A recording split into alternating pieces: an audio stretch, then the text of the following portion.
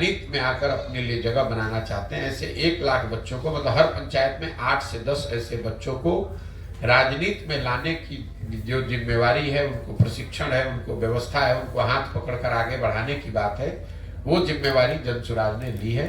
जनसुराज के माध्यम से मेरा प्रयास है कि हर प्रखंड में 8 से 10 ऐसे बच्चों को चिन्हित किया जाए जो सामाजिक राजनीतिक जीवन में अपने लिए पहचान बनाना चाहते हैं। आगे 4 बरस, 5 बरस, 10 बरस। 15वां महीना आपका चल रहा है। 16वां महीना, 15 महीना 2 दिसंबर को पूरा हो गया, 16वां महीना चल। इसमें सर सरकार की अरबों खरबों की योजना चली है, बिहार सरकार की, केंद्र सरकार, दोनों की मतलब टाइम में आपको क्या लगा जो किस तरह की योजना का लोगों के पास पहुंचा होगा इसका लाभ? नहीं, देखिए, अगर योजना स्पेसिफिक अगर आपको बात करनी है तो केंद्र सरकार की 4 बड़ी योजनाएं चल रही हैं अभी जमीन पर। पहली योजना है प्रधानमंत्री गरीब कल्याण योजना, जिसमें लाभार्थियों को 5 किलो अनाज प्रति माह मिलना है। जमीनी हकीकत यह है कि लोगों को 5 किलो नहीं 4 किलो अनाज ही प्रति माह मिल रहा है। ऐसा इसलिए है कि प्रखंड के स्तर पर जो अनाज आता है प्रधानमंत्री गरीब कल्याण योजना में, उसमें करीब 20% की चोरी होती है।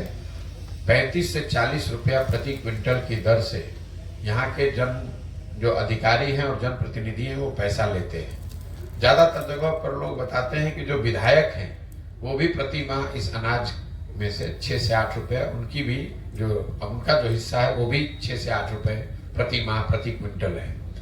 इस चोरी की वजह से 35 से 40 रुपये प्रति क्विंटल का जो चोरी हो रहा है, उसी वजह से लाभार्थियों को 5 किलो नहीं 4 किलो अनाज ही बिहार में मिल रहा है। दूसरी जो केंद्र सरकार की बड़ी योजना है वो है आवास योजना, प्रधानमंत्री आवास योजना, जिसको गांव देहात में लोग इंदिरा आवास योजना के नाम से जानते हैं। ज्यादातर इसके जो लाभार्थी हैं वो अभी भी इंदिरा आवास योजना वाले ही हैं। प्रधानमंत्री आवास योजना के लाभार्थियों की संख्या करीब नगण्य है, लेकिन जिन लोगों को भी इसका लाभ मिला है, जिसमें 1,40,000 रुपया आवास बनाने के लिए मिलना है, उसमें भी 25,000 से 40,000 रुपये तक लोगों को घूस देना है, तभी उनको इंदिरा आवास, प्रधानमंत्री आवास का योजना का लाभ मिल सकता है। और ये जो पैसा है ये जनप्रतिनिधियों और अधिकारियों के बीच में बंट रहा है। जहां पर जनप्रतिनिधि पैसा नहीं ले रहे हैं वहां पर भी 20 से 25,000 अधिकारियों का जो हिस्सा है वो लेंगे ही लेंगे। और एक पूरी व्यवस्था बनी हुई है। प्रधानमंत्री आवास योजना में आपका नाम अगर लिखा जाना है लाभार्थी के तौर पर तो उसके लिए 1,000 रुपया लगेगा। अगर घर का फोटो लेकर भेजेगा उसके लिए 2,000 रुपया लगेगा। पहली किस्त जारी होगी तो उसमें 10,000 रुपया लगेगा। एक व्यवस्था बनी हुई है। तीसरी केंद्र सरकार की बड़ी योजना है स्वच्छ भारत अभियान की, जिसमें लाभार्थियों को 12,000 रुपया शौचालय बनाने के लिए मिला है। 2-3 बरस पहले बिहार के ज्यादातर पंचायतों को ODF घोषित कर दिया गया। जो जनप्रतिनिधि हैं और अधिकारी हैं उन्होंने लिखकर सर्टिफाई किया कि बिहार में ज्यादातर पंचायत ODF हो गए। सच्चाई जमीनी हकीकत यह है कि शायद ही कोई ऐसा गांव है जहां खुले में शौच आज भी जीवन की सच्चाई नहीं है। ऐसा इसलिए है कि शौचालय की इस योजना में 2,000 रुपये प्रति शौचालय अधिकारियों ने पैसा लिया और लाभार्थियों को जो पैसा जारी किया गया 10,000 रुपया, वो भी एक ही शौचालय के साथ फोटो खिंचाकर 4 लाभार्थी 5 लाभार्थियों को जारी कर दिया गया। किसी ने इसकी चिंता नहीं की कि एक्चुअली में शौचालय बने कि नहीं, उसका उपयोग हो रहा है कि नहीं। तो ये पूरा ODF जो है वो कम से कम बिहार में जितने 12 जिलों में मैं गया हूँ कंप्लीटली फार्स है। चौथा एक जो केंद्र सरकार की बड़ी योजना है वो मनरेगा है। मुझे ऐसा लगा था कि जब मैं पैदल चलूंगा तो मुझे गांव देहात में मनरेगा का काम होता दिखेगा, इसलिए कि यहाँ बहुत गरीबी है, भूमिहीन लोग बहुत हैं, लोग मजदूरी करते हैं। अभी तक 15 साढ़े 15 महीनों में मुझे मनरेगा का कोई सक्रिय काम होता दिखा ही नहीं है। लोग जरूर ये बताते हैं कि भैया ये मिट्टी भरा गया है मनरेगा में, या ये वृक्ष लगाया गया है मनरेगा में, या पंचायत भवन या आंगनबाड़ी का जो केंद्र है उसको मनरेगा के मजदूरों की मदद से बनाया गया है, लेकिन मनरेगा का कोई सक्रिय काम होता मुझे अभी नहीं दिखा है। जब उसको मैंने आंकड़ों में देखा तो पता चला कि पिछले वर्ष मनरेगा में बिहार सरकार का यूटिलाइजेशन है 39%। मतलब अगर 100 रुपया मनरेगा के लिए दिल्ली से आ सकता था बिहार के लोगों के लिए, तो 60 रुपया 61 रुपया तो हम लोग लेकर ही नहीं आए, वो पैसा दिल्ली में सरेंडर हो गया। और जो 39-40 रुपया आया, उस मनरेगा में पीसी का जो दर है, भ्रष्टाचार का जो दर है, वो 40 से 50% है। सबसे ज्यादा चोरी अगर कहीं है तो मनरेगा के फंड में है। तो कुल मिला जुलाकर 100 रुपया के बजाय जमीन पर 20-25 रुपया ही मनरेगा के तहत पहुंचा है। ये 4 केंद्र सरकार की बड़ी योजनाओं की जमीनी हकीकत है। राज्य सरकार की जो 4-5 बड़ी योजनाएं चल रही हैं, उसमें एक सबसे बड़ी योजना, सबसे बड़ी तो नहीं लेकिन बड़ी योजना जिसकी घोषणा नीतीश कुमार ने 2015 में की थी, वो है युवाओं को, बेरोजगार युवाओं को 1000 रुपए की मासिक सहायता। 15 में ये अनुमान किया गया था कि 18 साल से 35 साल के हर बिहार के बच्चे को जो बेरोजगार है, अगर उसको 1000 रुपए का मासिक सहायता दिया जाए तो उसको कहीं बाहर नहीं जाना पड़ेगा मजबूरी में मजदूरी करने के लिए। उस समय का अनुमान था कि इस योजना को लागू करने में करीब 10 से 12 हजार करोड़ रुपया हर साल का खर्च होगा, जो बिहार सरकार के बस की बात है, कोई बहुत बड़ा पैसा नहीं है। आज तक इस योजना को न शुरू किया गया, न किसी को इसका लाभ मिला, न कोई पत्रकार पूछता है, न कोई हमें आज तक मिला जिसको 1000 रुपया कभी मिला। योजना को शुरू ही नहीं किया गया। दूसरी एक योजना है स्टूडेंट क्रेडिट कार्ड की।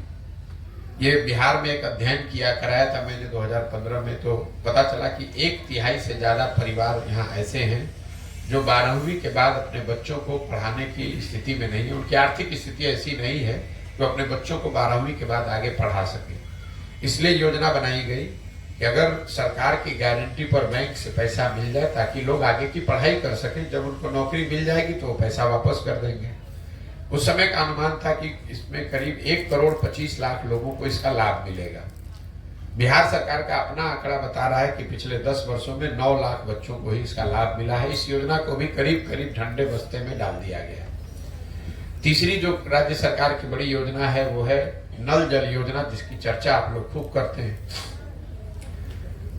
2015 में अनुमान किया गया कि अगर 25,000 करोड़ रुपया 5 वर्ष में खर्च किया जाए तो बिहार के हर घर में नल से पानी पहुंच जाएगा।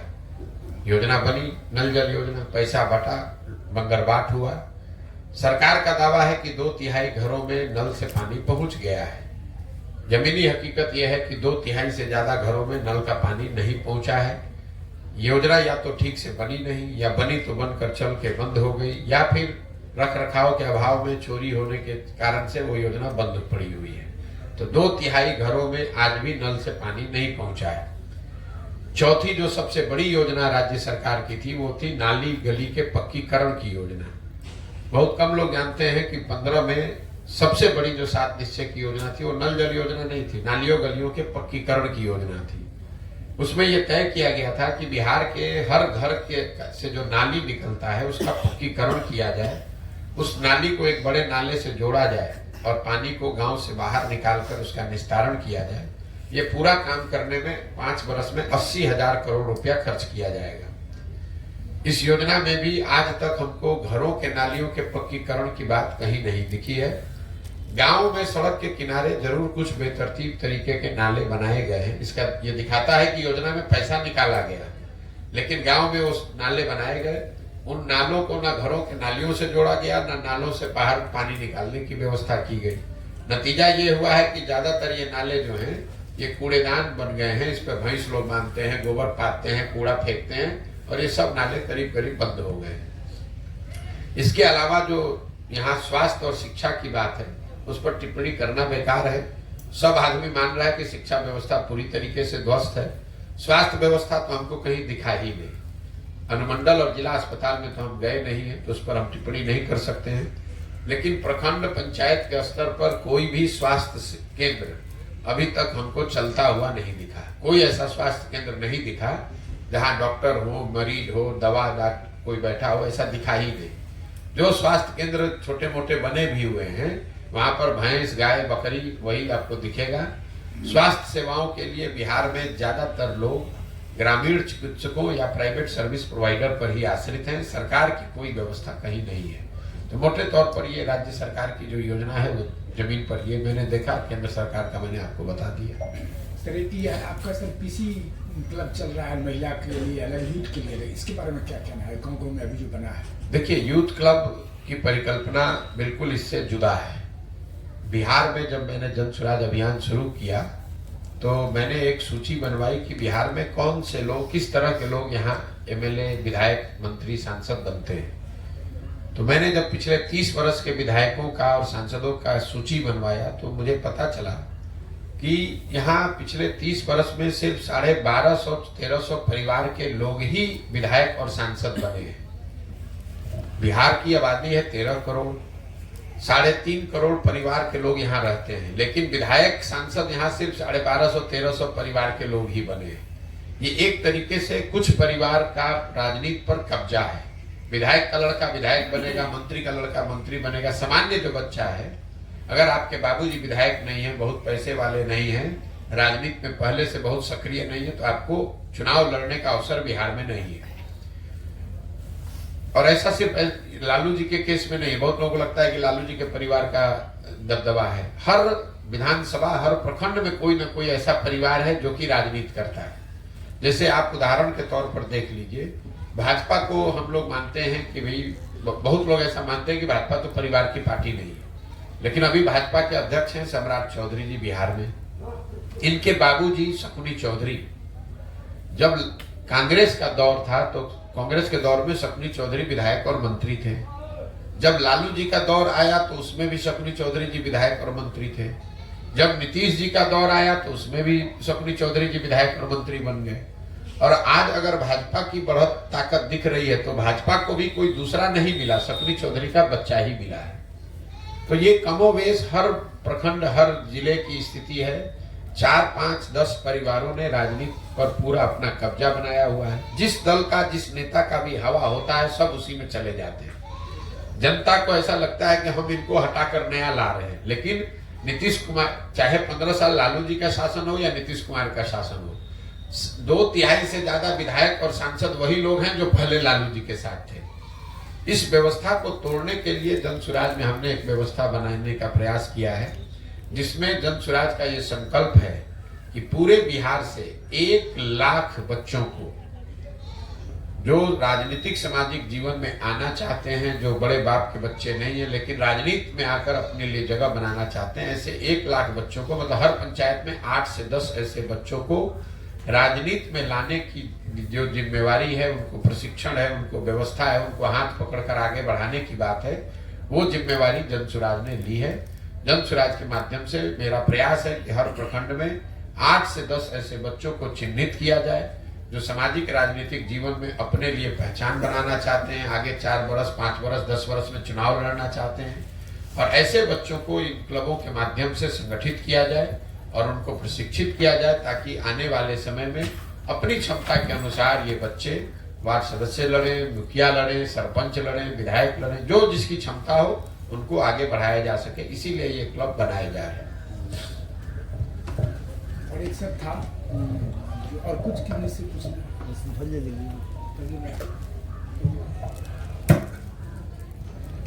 प्रधान जी, अभी अपने आपकी राजनीतिक रणनीति काल शुरुआत 2011 से हुई थी गुजरात से, और बीजेपी, जेडीयू, कांग्रेस, आप वाईएसआरसीपी, डीएमके और टीएमसी के साथ भी आपने काम किया। फिर जेडीयू में 18 से 20 तक का आपने रहा। इन सब दलों के साथ रहने के बावजूद भी आप एक नए दल की तैयारी में हैं। तो आने वाले दिनों में अगर इन दलों को समर्थन के करीब जनता ला देती है तो ये किन दलों के साथ जाएगी फिर? देखिए, पहली बात तो ये है कि जो आपने बात बताई कि 10 साल मैंने अलग अलग दल और नेताओं के साथ काम किया है, और उसी काम के आधार पर जो अनुभव मेरा है कि सिर्फ दलों को जिताने हराने से, नेताओं के चुनाव जीतने हारने से बहुत समाज में आमूलचूल परिवर्तन नहीं आता है। ये मेरा अपना 10 साल का अनुभव रहा है। जैसा आपने लिस्ट गिनाया, हमने करीब करीब सभी नेताओं के साथ, बड़े दलों के साथ काम किया है। उनको जिताने में अपनी भूमिका भी मेरी रही है। वो जीत कर आए भी, लेकिन उससे समाज नहीं बदला, उससे बिहार नहीं बदला। बिहार ने महागठबंधन की सरकार देखी है, बिहार ने एनडीए की सरकार देखी है। हम बिहार के नागरिक होने के नाते हम लोगों ने कांग्रेस यूपीए की सरकार दिल्ली में भी देखी है, और अभी मोदी जी एनडीए की भी सरकार देख रहे हैं। इन सारी कॉम्बिनेशन से बिहार से गरीबी नहीं खत्म हुई, यहाँ से पलायन नहीं रुका, यहाँ फैक्ट्रियां नहीं लगी, यहाँ के लोगों का जीवन स्तर नहीं सुधरा। तो मेरा अपना 10 साल का जो अनुभव है कि जब तक समाज के स्तर पर प्रयास नहीं किया जाएगा तब तक राजनीति के जरिए कोई बहुत बड़ा आमूलचूल परिवर्तन नहीं लाया जा सकता है। तो अपने 10 साल के अनुभवों के आधार पर जो मैंने परिकल्पना बनाई है, 2 वर्ष लगे, 3 वर्ष लगे, 5 वर्ष लगे, समाज के स्तर पर जाकर प्रयास किया जाए। लोग जब जगेंगे, लोगों की चेतना जगेगी, तभी इस चीज को सुधारा जा सकता है। चुनाव जीतना कठिन है, लेकिन उससे बहुत ज्यादा कठिन है कि चुनाव सही लोगों के साथ जीता जाए। तो ये जो पूरा प्रयास है, ये सिर्फ चुनाव दल बनाकर चुनाव जीतने का प्रयास नहीं है, ये सही लोगों के साथ दल बनाकर चुनाव जीतने का प्रयास है, ताकि जीतने के बाद सही मायनों में यहाँ व्यवस्था परिवर्तन की दिशा में काम किया जा सके। आपने कहा गठबंधन वगैरह, तो ये जो पूरा प्रयास है, इसमें जब कोई दल ही नहीं है तो गठबंधन कैसे बनेगा? गठबंधन का कोई सवाल नहीं है। जब दल बनेगा तो ये जो पूरी परिकल्पना है, इसमें आप यकीन रखिए, या तो हम अर्श पर मरेंगे या फर्श पर मरेंगे, बीच में आने की कोई संभावना नहीं। अगर समाज को ये बात समझ में आ जाए तो इतनी सीट मिलेगी कि आपको किसी को गिनने की जरूरत नहीं पड़ेगी, किसी से गठबंधन की जरूरत नहीं पड़ेगी। लेकिन अगर इतने सारे प्रयास के बावजूद भी समाज को ये बात समझ में न आए तो 2-4-10 सीट भी नहीं मिलेगा, 0 सीट आएगा, तो फिर उस स्थिति में भी गठबंधन की जरूरत नहीं है। तो वो बिल्कुल क्लियर है, कहीं किसी तरह का कोई जोड़ तोड़ गठजोड़ गठबंधन उसकी जरूरत ना है ना होगी। या तो बात जनता के समझ में आएगी और जनता इसको एक नए विकल्प के तौर पर स्थापित करेगी, जनता का राज बनाएगी। अगर उनको नहीं समझ में आएगा तो जैसे चल रहा है वैसे चलता रहेगा। एनडीए और आईएनडीए में पीएम पद को लेकर के रस्साकसी चल रही है, और अजय मतलब बहुत ज्यादा भविष्य वक्ता, राजनीतिक विश्लेषक के रूप में आपका इसमें क्या मानना है, जो कि आईएनडीए में पीएम पद को लेकर के बहुत ज्यादा रस्साकसी चल रही है? मुझे कोई रस्साकसी नहीं दिख रही है। पहले आप अपना गठबंधन बनाइएगा, चुनाव लड़िएगा, जीतिएगा, तब ना। प्रधानमंत्री का पद तो बहुत बड़ी बात होती है। बिहार में बड़बोलापन यहाँ के सामाजिक राजनीतिक जीवन की सच्चाई है। जिस दल का 0 एमपी है, आरजेडी का 0 सांसद है लोकसभा में, अब वो लोग बता रहे हैं कि देश का प्रधानमंत्री कौन बनेगा, तो ये बड़बोलापन ही है। भाई आपको पूछ कौन रहा है? प्रधानमंत्री कौन बनेगा ये तय तो वो पार्टियां कर सकती हैं जिनके सांसद जीत कर आते हैं। आपका 0 सांसद जीता हुआ है और आप खड़े होकर कह रहे हैं कि प्रधानमंत्री कौन होगा। ये तो ऐसे हुआ कि हम यहाँ से बैठ के बोले कि अमेरिका का राष्ट्रपति कौन होगा। ये तो आपकी मानसिकता को दर्शाता है कि आपको न समझ है, न कुछ आपकी सोच है, जबरदस्ती का कुछ बात किए जा रहे हैं। आपने कहा कि इंडिया में प्रधानमंत्री पद को लेकर रस्साकसी है। मेरे भाई, अभी तो इंडिया गठबंधन के 3-4 खाली बैठक हुई है, अभी तो कार्यक्रम तय नहीं हुआ, सीट एडजस्टमेंट तय नहीं हुआ, यही नहीं पता है कि वो लोग चुनाव कैसे लड़ेंगे, तो रस्साकसी क्या होना है? तो कॉमन सेंस की बात है। इंडिया गठबंधन में सबसे बड़ा दल कांग्रेस है, तो स्वाभाविक तौर पर उस दल इंडिया गठबंधन का नेतृत्व भी कांग्रेस के पास ही रहेगा। आप चाहे जितना हल्ला मचा लीजिए, सबसे बड़ा दल वहां कांग्रेस है, तो कांग्रेस को छोड़कर कोई दूसरा आदमी उसका नेतृत्व कैसे करने लगेगा? मान लीजिए कि कांग्रेस छोड़ भी दे तो दूसरा बड़ा दल टीएमसी है, वो छोड़ देगा तो तीसरा बड़ा दल डीएमके है। बिहार के दलों का उसमें क्या है? बिहार के दलों का तो कोई, बिहार में तो 40 में से 39 सांसद एनडीए के जीते हुए हैं, तो यहाँ के दलों की क्या भूमिका उसमें होगी? अपने वो मुंह मियां मिट्ठू बन रहे हैं। कौन पूछ रहा है बिहार के नेताओं को वहां पर? हमको तो नहीं लगता है कि देश की राजनीति में कोई नीतीश कुमार को पूछ रहा है। अपने से आप पटना में बैठ के जो बोलना है बोल दीजिए। और सर, आप यहाँ पर मिथिलांचल में इसमें आपकी पद यात्रा समाप्त की ओर है, अब आप जाएंगे बेगूसराय यहाँ से, तो आप कुछ मैथिली के लोगों से मिले, कुछ मैथिली सीखे, या मैथिली में कैसा लगा लोगों का? नहीं, जो भी संवाद होता है मैथिली, लोग तो मैथिली में ही बोलते हैं। तो कुछ हम मैथिली जैसे बजने सीख लिए? बजने सिखा नहीं सीखे हैं, लेकिन हम मैथिली समझते हैं। लोग जो बोलते हैं उसको हम हिंदी में जवाब देते हैं। और मेरा अपना स्वभाव है कि जब जिस भाषा पर मेरी पकड़ नहीं है उस पर जबरदस्ती कुछ बोलने का फायदा नहीं है। वो उससे उस भाषा का भी अपमान है। शब्द का चयन या जो जिस तरीके से उसको बोला जाना चाहिए, अगर हमको नहीं बोलने आता है तो बोलकर उस भाषा का भी अपमान करेंगे। मैथिली इतनी रिच भाषा है, लोग बोलते हैं, हम सुन रहे हैं, हम बोल नहीं सकते, हमारी वो कमजोरी है, हमको नहीं बोलने आता है। नहीं बोलने आता है तो बेहतर है कि हम न बोलें, बजाय इसके कि उसको गलत तरीके से बोलें। यहाँ के लोगों का भाव भंगिमा आप कैसा लगा स्वभाव विचार? मिथिला में आप घूमे हैं रास्ते भाई देखिए, भाव भंगिमा का जहां तक सवाल है तो मुझे मिथिला के लोगों में कोई बहुत ज्यादा फर्क मैं दूसरे हिस्से से आ रहा हूँ वो है नहीं। जो परेशानी लोग झेल रहे हैं चंपारण में, छपरा में, गोपालगंज में, कमोवेश वही परेशानी लोग दरभंगा मधुबनी में भी झेल रहे हैं। यहाँ गरीबी खास करके सीतामढ़ी और मधुबनी के इलाकों में थोड़ी ज्यादा दिखी, पलायन बहुत ज्यादा दिखा। किसी जमाने में लोग यहाँ पर पढ़े लिखे होते थे, वो बात देखने सुनने को मिली। लेकिन आज आप जो लोग हम जैसे आए थे, लोगों ने कहा कि ये पढ़े लिखे लोगों की जमीन है, मधुबनी में बहुत पढ़े लिखे लोग आपको मिलेंगे। मुझे ऐसा नहीं दिखा। कभी आपके बाप दादा बहुत पढ़े लिखे होंगे, आज के तारीख में तो मिथिला में जो ज्यादातर जगह है आप यहाँ से मजदूर ही पैदा कर रहे हैं, यहाँ से आप विद्वान नहीं पैदा कर रहे हैं। ये तो आपका भ्रम है। हम लोग बहुत पढ़े लिखे समझदार लोग हैं, कभी थे, आज नहीं है। आज सबसे ज्यादा घरों से यहाँ से मिथिला से लोग मजदूरी करने जा रहे हैं। आज आप बिहार के सबसे गरीब इलाके में एक हैं, पढ़ाई लिखाई चौपट हो गई है, लोग रोजी रोजगार के लिए बाहर जाकर मजबूरी में पलायन करने के लिए मजबूर हैं। तो कुल मिला जुला के यही स्थिति है। वो मांस मखान वाली जो बात है वो बहुत जमीन पर दिखी नहीं। आप मधुबनी में जाइए, वहां कहाँ मखाना की खेती हो रही है, तो करीब करीब बंद हो गई है। पान कहाँ खेती हो रही है, पान की खेती बंद हो गई है। तो अब बातें धीरे धीरे किताबों में और आपकी यादों में सिमट के रह गई हैं। आज जीवन की सच्चाई यही है कि आपको मजदूरी करना है, पढ़ाई के लिए साधन नहीं है, नौकरी की कोई व्यवस्था नहीं है, और लोग अपने जीवन यापन चलाने के लिए बड़ा संघर्ष कर रहे हैं।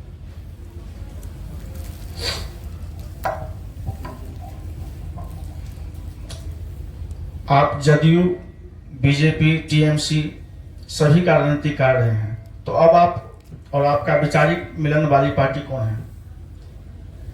मेरा जब हमने काम किया तो कोई वैचारिक मिलन की जरूरत नहीं है। हमने उस काम को प्रोफेशनल तरीके से किया है। जिसका काम, जिसकी जिम्मेवारी ली, उस काम को किया। मेरी जो अपनी विचारधारा है वो विचारधारा आपको जन स्वराज की विचारधारा में दिख रही है। अगर मेरा वैचारिक मिलन किसी दल से होता तो उसी दल में हम शामिल रहते। किसी से मेरा वैचारिक मिलन नहीं है, इसीलिए किसी दल में नहीं है, हम अपनी व्यवस्था बना रहे हैं। क्या बिहार में आपकी पार्टी किसी पार्टी से समझौता करेगी? तो सवाल भैया पूछ चुके, क्योंकि जब हमारा पार्टी है नहीं तो समझौता करने का सवाल कहाँ होता है। बिहार में अभी सभी जातियों की अपनी अपनी पार्टी है, तो आपकी पार्टी किस जाति का है? ये तो आपका भ्रम है। किस जाति का कौन पार्टी है हमको तो नहीं मालूम है। आप पहले हमको बता दीजिए कि कौन सी जाति का कौन पार्टी है, तो हम बता देंगे कि हमारे ये जन स्वराज किस जाति का होगा। भाजपा किस जाति की पार्टी है हमको तो नहीं मालूम है। आरजेडी किस जाति की पार्टी है हमको नहीं मालूम है। तो आरजेडी वाले भी नहीं कह रहे हैं, आप कह रहे हैं कि किसी जाति का पार्टी है।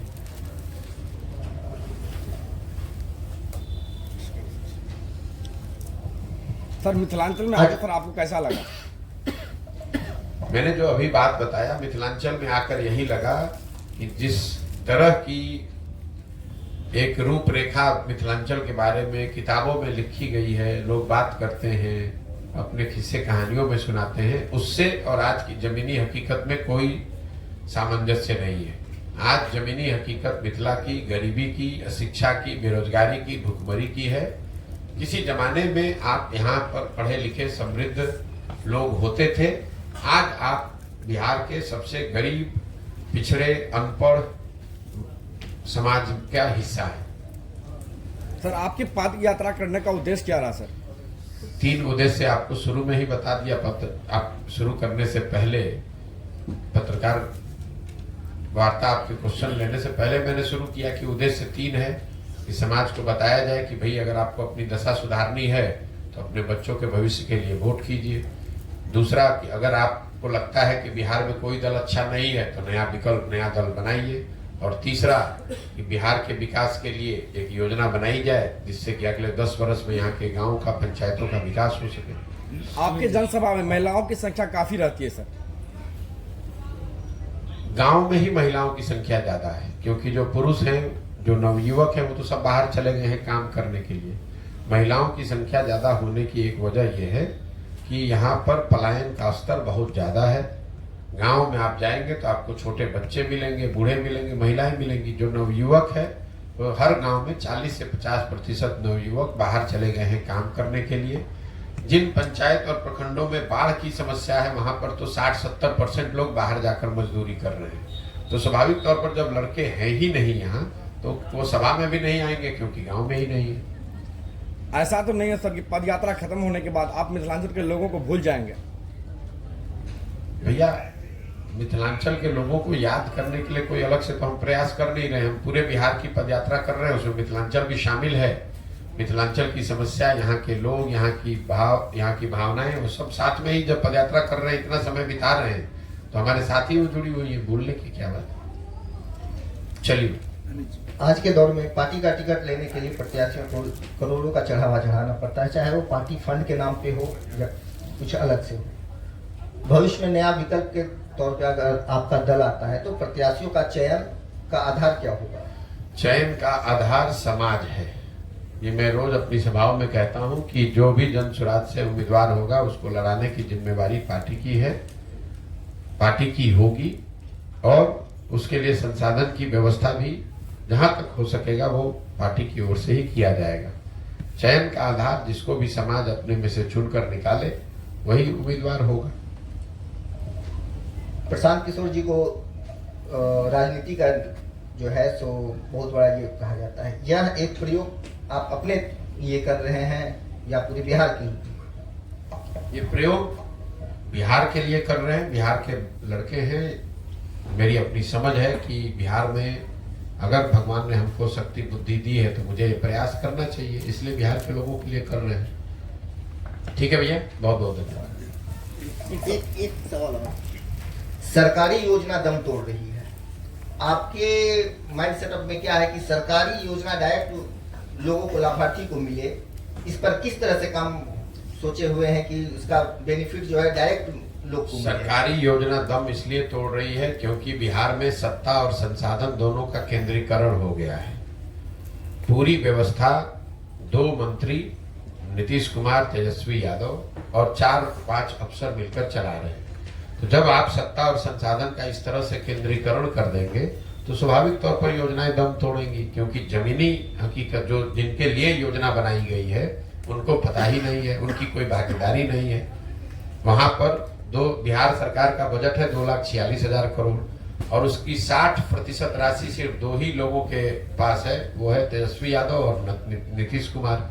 तो 2 लोग और उनके 4-5 अफसर वही मिलकर चला रहे हैं। तो बहुत ज्यादा जो सत्ता और संसाधन का केंद्रीकरण हुआ है, इसी की वजह से बिहार में सरकारी योजनाएं जमीन पर लागू नहीं हो रही है। तो जन सुराज का या मेरी सोच ये है कि बड़े पैमाने पर सत्ता और संसाधन का विकेंद्रीकरण होना चाहिए। जिन लोगों के लिए योजनाएं बनाई जा रही हैं उनको योजनाओं के बनाने में और उसके क्रियान्वयन में शामिल किया जाना चाहिए, तभी ये सुधार हो पाएगा। मिथिलांचल में पदयात्रा का रिस्पांस कैसा रहा? ये तो आप आकलन कीजिएगा कि रिस्पांस कैसा रहा। हम तो जो आदमी घोड़े पे बैठा है उसको क्या समझ में आएगा कि नहीं तो क्या हम लोग तो एक प्रखंड या एक पंचायत है। तो भाई आप अपने प्रखंड में आप देखिए कि क्या रिस्पांस है। जो आपके प्रखंड में होगा वही दूसरे प्रखंड में भी हो। रिस्पांस क्या है ये तो हमारे पास कोई थर्मामीटर है नहीं कि हम लगा कर देखें कि रिस्पांस अच्छा है कि खराब है। हम अपना काम कर रहे हैं, रिस्पांस अच्छा हो तो भी, खराब हो तो भी। हमारी जिम्मेवारी है, हमको इसको करना है। 5 आदमी आएगा तो भी करेंगे, 500 आदमी आएगा तो भी करेंगे।